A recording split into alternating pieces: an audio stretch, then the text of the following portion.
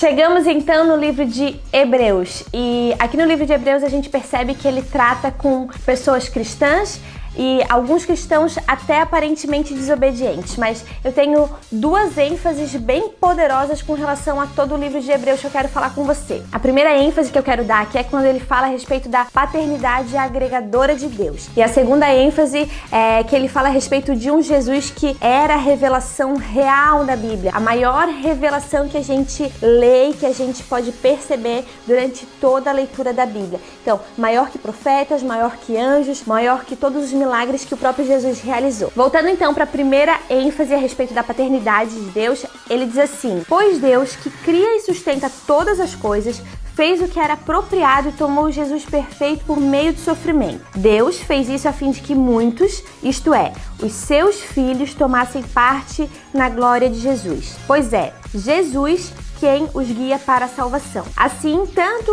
o que santifica como os que são santificados procedem de um só. Por isso, Jesus não só não se envergonha de chamá-los de irmãos, como diz: proclamarei teu nome a meus irmãos, no meio de teu povo reunido te louvarei. E também afirmou: porei minha confiança nele, isto é, eu e os filhos que Deus me deu. A gente percebe quão bonito é que Jesus, ele não só se fez homem como nós, 100% homem, 100% Deus, porque ele precisava, na verdade, viver a realidade que nós vivemos, ele precisava sofrer na carne todos os nossos sofrimentos para ele poder nos entender, para ele poder nos defender. Então, seria muito fácil se Jesus fosse simplesmente 80% Deus e 20% homem, né? Então a gente ia sempre usar a desculpa de que essas coisas Jesus venceu porque ele era 80% Deus, essas coisas Jesus venceu porque ele era muito melhor que nós, então ele tinha vantagem que nós não temos. A gente sabe que a gente sempre se firma em desculpas. Assim não, assim a gente entende que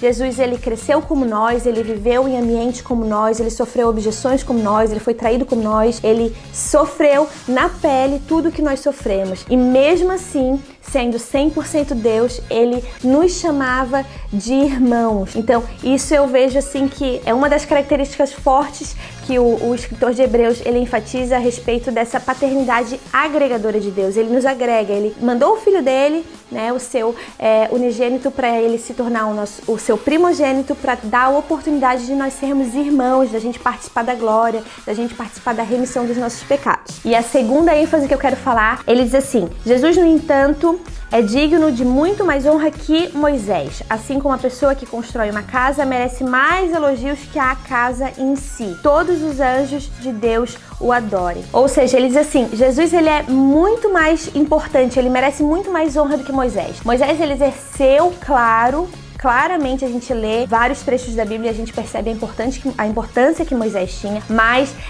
aqui o escritor de Hebreus, ele deixa claro que Jesus, ele era mais importante, Jesus, ele era mais honrado que Moisés. Então assim, isso me fez pensar o seguinte: quantas vezes a gente tem priorizado, tem valorizado mais autoridades, mentorias, pastores, e a gente tem deixado a busca por Deus, a busca pela resposta de Deus, simplesmente porque é muito mais prático a gente acessar a pessoa que está à nossa volta, a gente buscar num livro que está explodindo, a gente ir para uma rede social, ou a gente telefonar para alguém, buscar um direcionamento via WhatsApp. A coisa está tão atual que a gente não precisa nem mais chegar na igreja, a gente não precisa nem mais marcar um horário, a gente já é assessorado por WhatsApp, a gente já recebe respostas imediatas. Então assim, a gente tem vivido num tempo onde a tecnologia, ela tem facilitado muita coisa, mas ao mesmo tempo ela tem nos distanciado da proximidade de pessoas e de pessoas que elas querem tanto nos dar respostas imediatas, quanto elas querem respostas imediatas. Então, o quão distante isso tá nos deixando de Deus, né? Jesus, ele tá disponível a todo momento e a gente às vezes